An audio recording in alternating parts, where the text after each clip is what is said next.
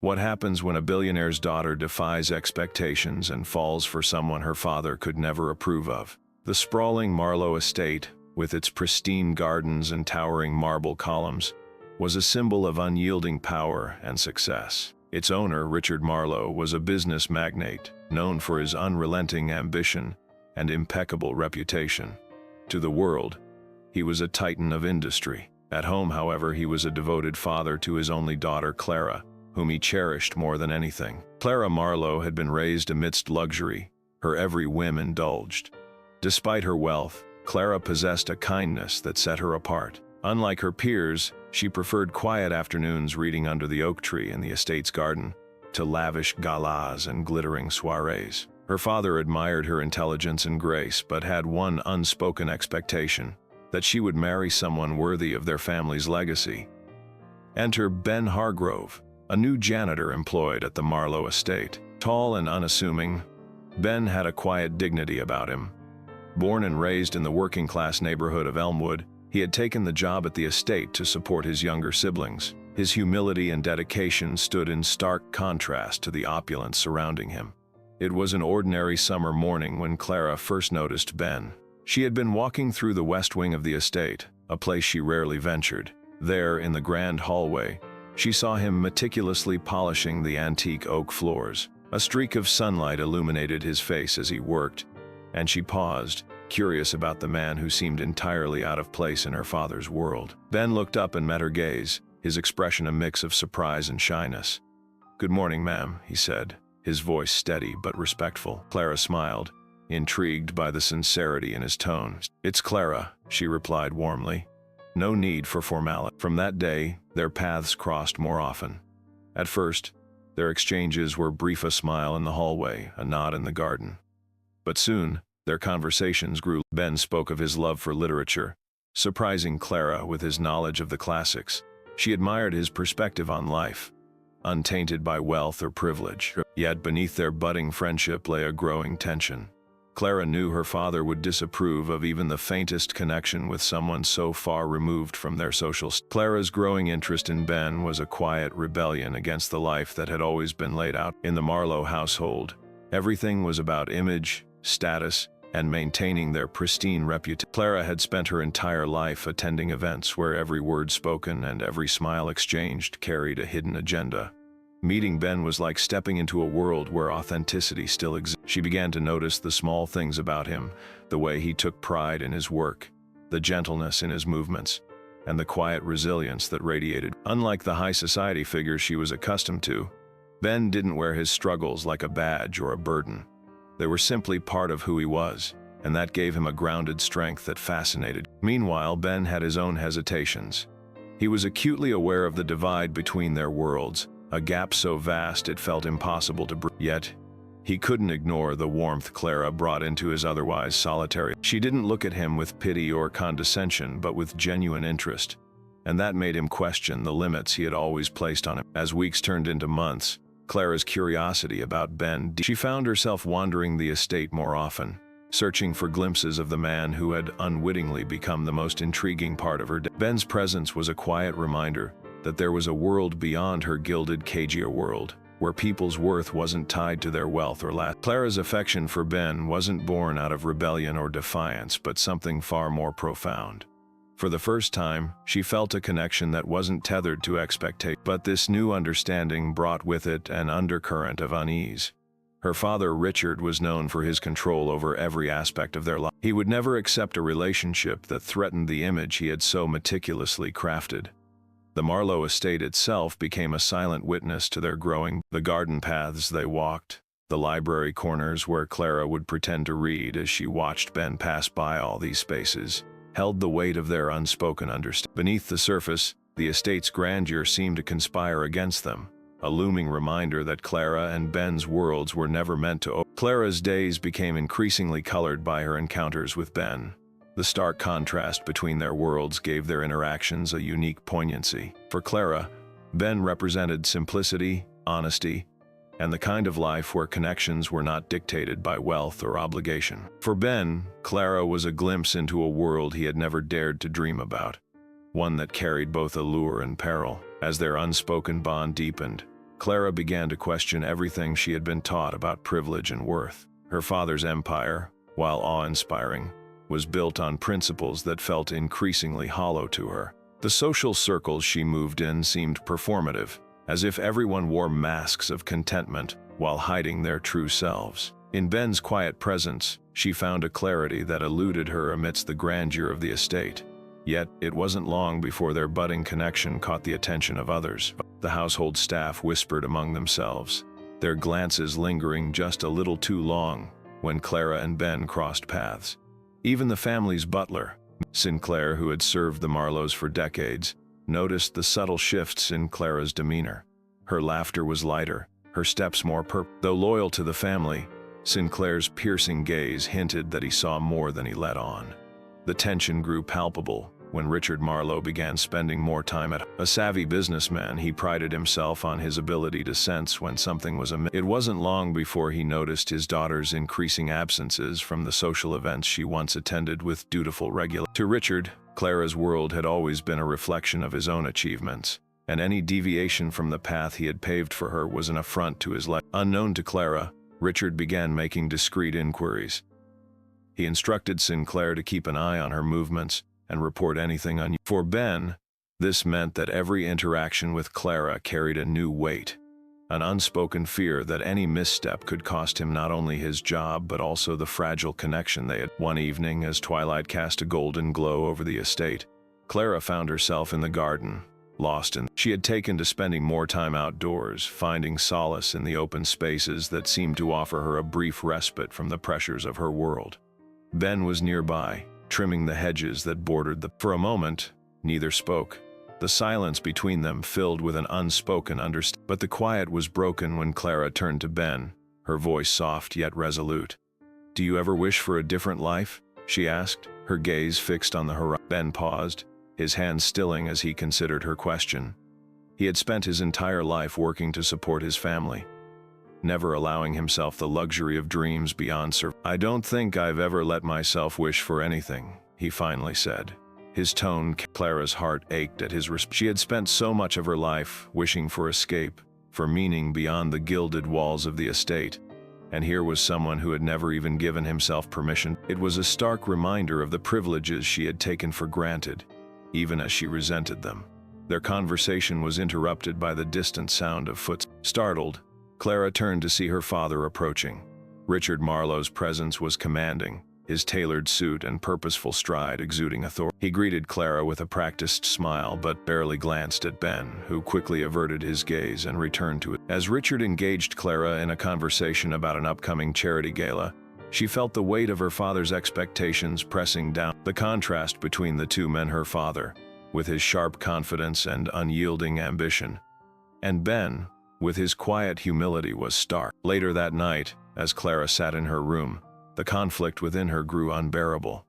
The walls of the estate, once a source of comfort, now felt She realized that her feelings for Ben were no longer something she could ignore, but acting on them would mean defying her father and risking it. The days that followed were a delicate balancing act for Clara. Every glance she exchanged with Ben felt like a secret held too close. Every interaction a fragile thread stretched thin against the weight of her reality. The estate, once a place of order and predictability, now buzzed with unspoken tension.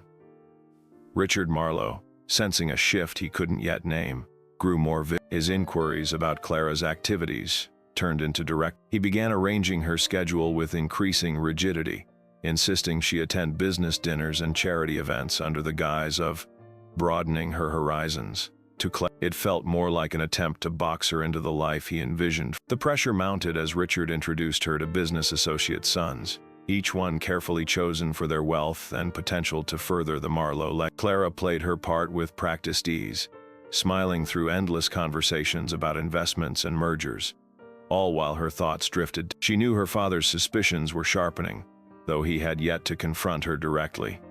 His calculated approach was a hallmark of his personality.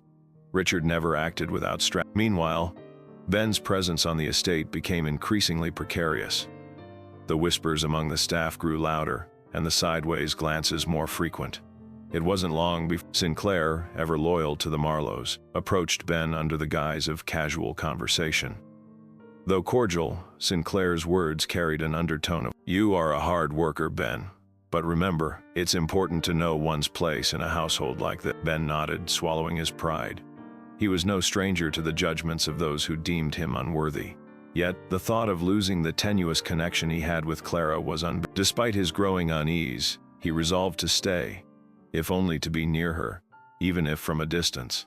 One fateful evening, the Marlowe estate hosted a grand. The mansion was alive with the sound of a string quartet and the murmur of voices, as elegantly dressed guests wandered through the opulent hall. Clara moved through the crowd with practiced grace, her father's watchful eye always close. The weight of the evening bore down on her as she exchanged pleasantries with strangers who spoke of profits and social. Yet amidst the glamour, Clara's heart remained elsewhere. She knew Ben was working late that night, tending to the gardens under the cover of dark. The thought of him, alone and unaware of the extravagance inside, only deepened the chasm between the life she was expected to lead and the one she deserved. As the evening wore on, Clara slipped away from the party, her absence unnoticed in the sea of glittering guests. She made her way to the garden, the cool night air a stark contrast to the warmth of the crowded ballroom. There she found Ben tending to the roses under the pale glow of the moon. He looked up, surprised but not entirely unprepared for her arrival. "I couldn't stay in there," Clara admitted, her voice soft but resolute. It felt so hot. Ben paused, unsure of how to respond. He could see the conflict in her eyes, a war between duty and desire. Before he could speak, Clara continued, "I don't know how much longer I can keep pretending to be someone I am not." Her words hung in the air, heavy with. Ben felt the weight of her turmoil but was reluctant to encourage her rebellion, knowing the cost it would bring. "You have a life that many would envy," he said. "Don't give it all up because of someone like." Clara's expression hardened. "You are not just someone, Ben. You are the only real thing in my life." Their conversation was interrupted by the sound of footsteps. Richard Marlowe emerged from the shadows, his expression a mix of disbelief and fury. He had followed Clara, his suspicions confirmed. The sight of his daughter standing so intimately with a man he deemed beneath their station was an affront he could not tolerate. Without a word, Richard gestured for Clara to return to the house. His silent command left no room for argument. Clara hesitated, her heart sinking as she glanced at Ben, who lowered his gaze, knowing the moment had sealed his. The confrontation that followed was inevitable. Richard Marlowe's fury simmered beneath the surface as he summoned Clara to his private study. The room, lined with dark mahogany shelves and framed by a roaring fireplace, was a space where Richard's authority was absolute. Clara stood before him, her hands clasped tightly, bracing for the storm she knew was coming. "I've given you everything," Richard began, his voice low but sharp. "And this is how you repay me? By consorting with someone who doesn't belong in our world?" Clara's heart pounded, but she met her father's gaze with newfound determination. "Ben isn't just someone, Father. He's kind, hard-working, and genuine qualities that are rare in the circles you've surrounded me with." Richard slammed his hand on the desk, his composure. "Do you even hear yourself? You are throwing away your future for a fleeting infatuation. This janitor can't give you the life you deserve." Clara's voice wavered, but didn't break. "Maybe I don't want the life you think I deserve. Maybe I want something real." Her words hit Richard like a blow, but his resolve. He wasn't a man to lose control of any situation, especially not when it came to his daughter. "Enough," he declared, his tone. "Ben will be dismissed immediately, and you will put this foolishness behind." Clara's chest tightened. She had anticipated her father's reaction but hadn't prepared for the pain of hearing Ben's name reduced to something disposable. "If you send him away," she said quietly, "you'll lose me too." The weight of her ultimatum hung heavy in the. Richard, a man used to wielding control, now faced a challenge he couldn't outmaneuver. Yet, his pride wouldn't allow him to relent. "You'll thank me one day," he said coldly, signaling the end of the discussion. The next morning the estate was unusually quiet. Clara awoke to find the garden empty and Ben nowhere in sight. Panic gripped her as she rushed through the halls, searching for Aunt. Finally, she encountered Mr. Sinclair, who informed her with practiced indifference that Ben had been dismissed at her father's order. Clara's heart. She felt the weight of her father's power pressing down on her, suffocating and absolute. For a moment, she considered surrendering, letting the life her father had planned for her unfold as it always. But the thought of never seeing Ben again, of losing the one person who had shown her what it meant to truly live, was unbearable. Meanwhile, Ben walked away from the Marlowe estate, his steps heavy with resignation. The few belongings he owned were packed into a small bag slung over his shoulder. He hadn't argued. Sinclair delivered the news, knowing any resistance would be. The memories of Clara, her smile, and the moments they had shared were now bittersweet, tainted by the knowledge that their connection had cost him everything. Back at the estate, Clara made a decision that would change her life forever. Defying her father's orders, she packed a small bag and left a note on her. In it, she wrote words she had struggled to find for weeks. "I can't live a life where I am not free to choose my own. I love you, Father, but I can't stay." With trembling hands, she stepped into the world beyond the estate's gates, her heart set on finding. She didn't know where he had gone, but the fear of regret was stronger than the fear of the unknown. Clara knew that if she didn't take this chance, she would spend the rest of her life wondering what might. For Richard Marlowe, the realization of Clara's departure came with a hollow ache. His study, once a place of certainty and control, now felt. He stared at her note, its meaning sinking in. He had always believed his decisions were for her benefit, but now he was left questioning whether his relentless pursuit of perfection had driven her. Clara's search for Ben took her into parts of the city she had never ventured before. Gone were the manicured gardens and grand halls of the Marlowe. In their place were bustling streets, humble neighborhoods, and the quiet resilience of people making their way in a world vastly different from. She clung to the hope that her decision to leave had not been in. As the hours turned into days, Clara's determination was tested. She followed fragments of information, overheard conversations, and the faintest of. Her polished shoes grew scuffed, and her perfectly tailored clothes became creased from the strain of. Yet, she pressed on, driven by the belief that Ben was out there somewhere, waiting for her as much as she was searching. In a modest boarding house on the edge of the city, Ben was trying to rebuild the life he thought he had. He had found temporary work at a small carpentry shop, using the skills he had learned from his late father to craft furniture for modest wages. The rhythm of his days brought some semblance of order, but his thoughts always drifted back to. He had convinced himself that leaving the Marlowe estate was for the best, that their worlds were never meant to intertwine. One evening, as Ben returned from work, his landlady handed him a note. "A young woman was looking for you," she said with a knowing smile. Ben's heart raced as he unfolded the paper, revealing Clara's handwriting. It simply read, "I need to see you.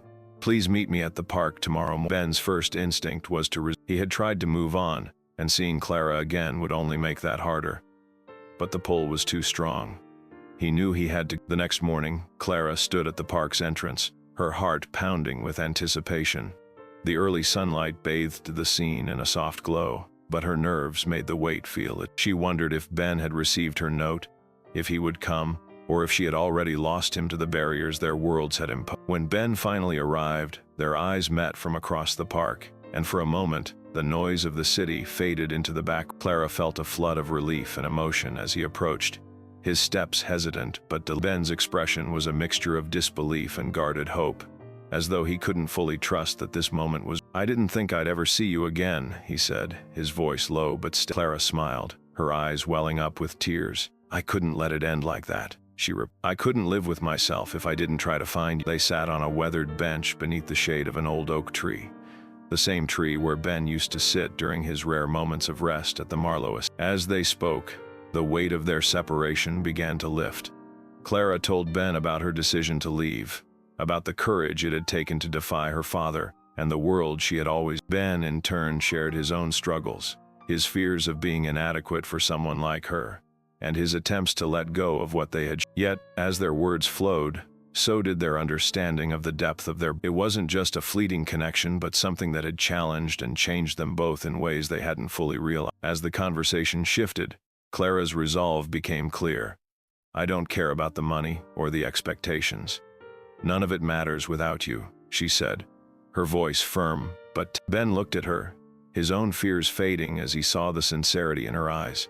For the first time in months, he allowed himself to believe in a future that their moment of reunion was interrupted only by the sound of a child's laughter in the distance, a poignant reminder of the simple joys they both. As the sun climbed higher, Clara and Ben made a silent promise to face whatever challenges lay ahead. Richard Marlowe sat alone in his study, the stillness of the room amplifying the emptiness he felt. Clara's note lay on the desk, her words echoing in his mind.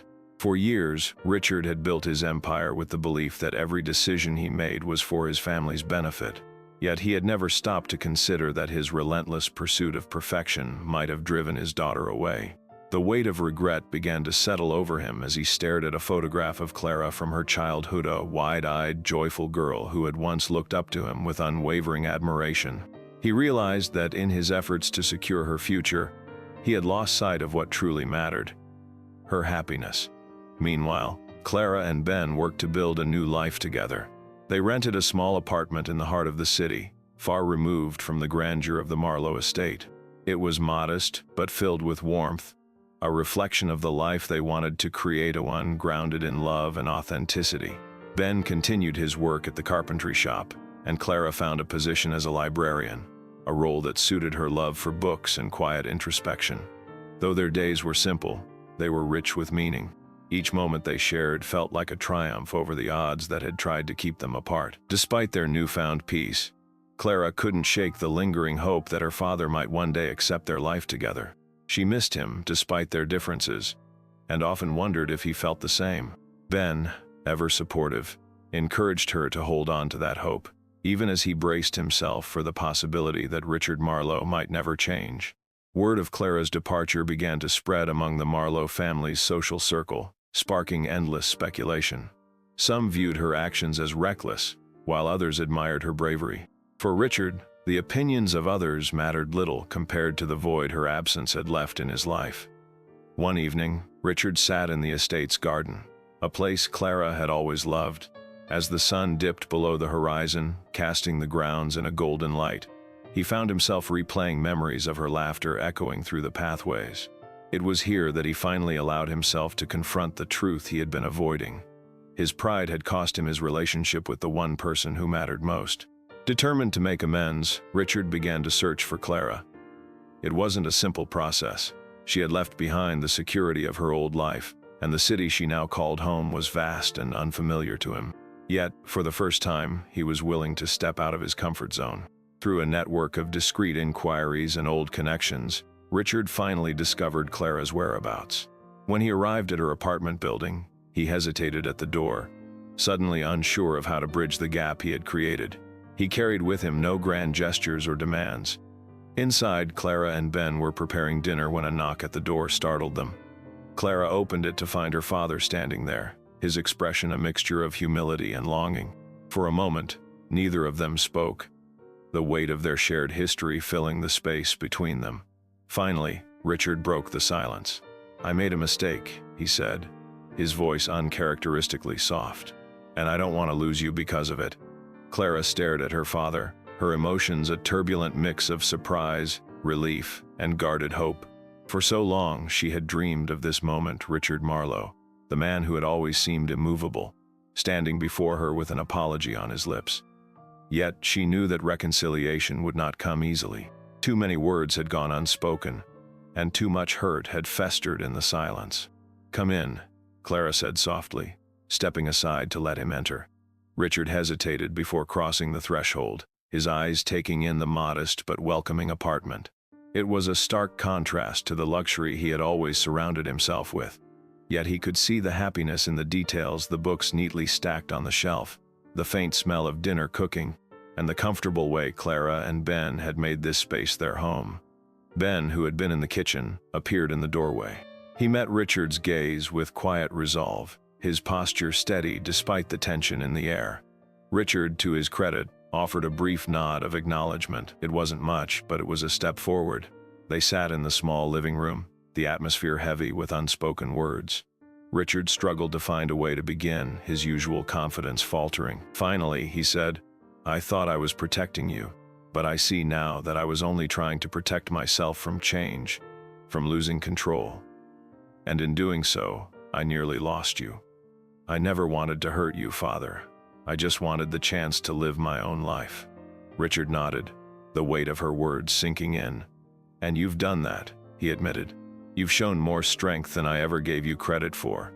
I came here to tell you that I was wrong and that I am proud of you." The tension in the room began to ease as Richard's vulnerability bridged the gap between them.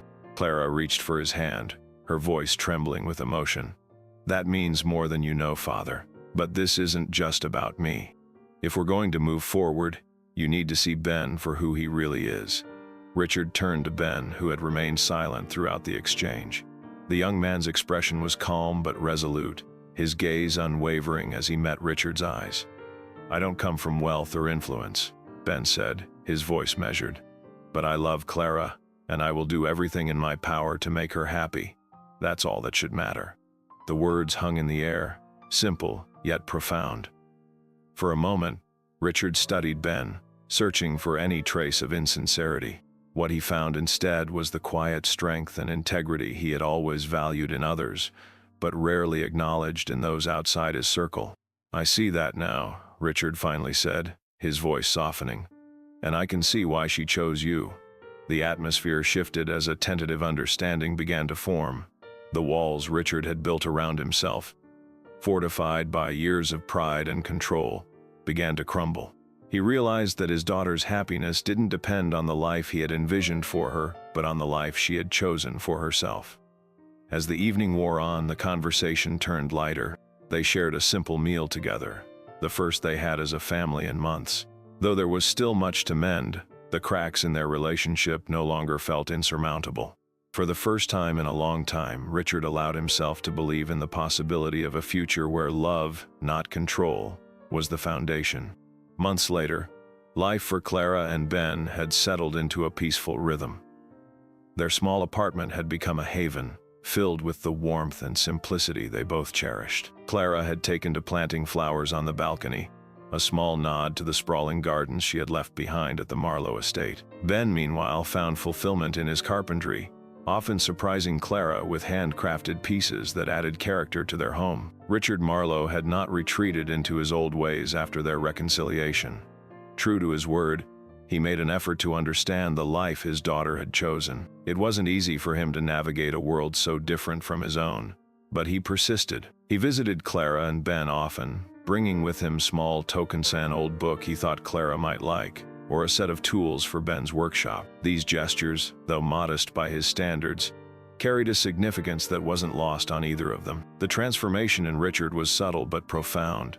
The once stern patriarch began to soften, his focus shifting from maintaining an empire to nurturing the relationships that truly mattered. His visits to the apartment were no longer about proving a point or asserting control. They were simply about spending time with his daughter and the man she loved. One sunny afternoon, Clara and Ben invited Richard to a community event at a local park. It was a small gathering, far removed from the grand galas Richard was accustomed to, but he agreed without hesitation. As he watched Clara and Ben mingle with their neighbors, laughing and sharing stories, he saw a side of his daughter he hadn't fully appreciated before. She was radiant, not because of her wealth or status, but because of the life she had built, a life filled with love, meaning, and purpose. During the event, Richard struck up a conversation with one of Ben's colleagues, a carpenter who spoke highly of Ben's dedication and talent. Hearing these words from someone outside his world gave Richard a newfound respect for the man his daughter had chosen. It was a humbling realization, but one that brought him a sense of peace. That evening, as they shared a meal at Clara and Ben's apartment, Richard made an announcement. "I've been thinking about the future," he began, his tone thoughtful. "And I want to do something meaningful, not for my legacy, but for the people who need it most." He went on to explain his plans to establish a foundation aimed at providing opportunities for hardworking individuals like Ben, those whose potential often went unnoticed due to circumstances beyond their control. Clara's eyes glistened with pride. For all their differences, she could see that her father had finally embraced the lessons her journey had taught him. Ben, too, was moved by Richard's gesture, recognizing it as an olive branch that symbolized more than just acceptance. Richard Marlowe's foundation quickly became a passion project, one that brought a new sense of purpose to his life. He poured his energy into it, leveraging his resources to create scholarships, vocational training programs, and mentorship opportunities for individuals from underprivileged backgrounds. Though he still retained his commanding presence, there was a humility in his approach that surprised those who knew him. Clara and Ben became actively involved in the foundation, offering their insights and support. Clara worked on its educational initiatives, drawing from her experiences as a librarian, while Ben contributed by teaching woodworking skills through community workshops. Together, they saw firsthand how their efforts made a difference, fostering a shared sense of fulfillment that deepened their bond. Over time, the foundation's work began to transform not just the lives of its beneficiaries, but also the dynamic within the Marlowe family. What had once been a relationship marked by conflict and control evolved into one of mutual respect and collaboration. Richard grew closer to Clara and Ben, often marveling at their ability to connect with others in ways he never could. In them, he saw the best parts of humanity: resilience, compassion, and unwavering determination. On a crisp autumn evening, the Marlowe family gathered in the apartment's modest dining room. The table was set with simple dishes Clara had prepared, and the air was filled with the sound of laughter and conversation. Richard, seated at the head of the table, looked around at the people who had become his world. It was a far cry from the grand banquets he once hosted, yet it felt infinitely more meaningful. As the evening wore on, Richard raised a glass, his expression a mix of gratitude and reflection. "I've spent much of my life chasing things that, in the end, didn't matter," he began. "But being here with you, with family, has taught me what truly does. Clara, Ben, you've shown me a world beyond my own, and for that I'll always be grateful." Clara reached for her father's hand, her heart full. "We've all learned from each other," she said softly. "That's what family is about." Ben nodded in agreement, his gaze steady as he addressed Richard. "And we're stronger for it, together." The warmth of that moment lingered as the evening continued. As the stars filled the night sky, Clara and Ben stepped onto the balcony, the cool breeze carrying the faint sounds of the city below. They stood in silence, their hands intertwined, reflecting on how far they had come. For Clara, the journey had been one of self-discovery and courage. For Ben, it had been about finding his worth in a world that often overlooked people like him. And for Richard, it had been a humbling transformation, a second chance to rebuild what truly mattered. Together, they had created something far greater than the life Clara had left behind. Something built not on wealth or power, but on love, resilience, and the bonds of family. And in that shared understanding, they found a happiness that would endure.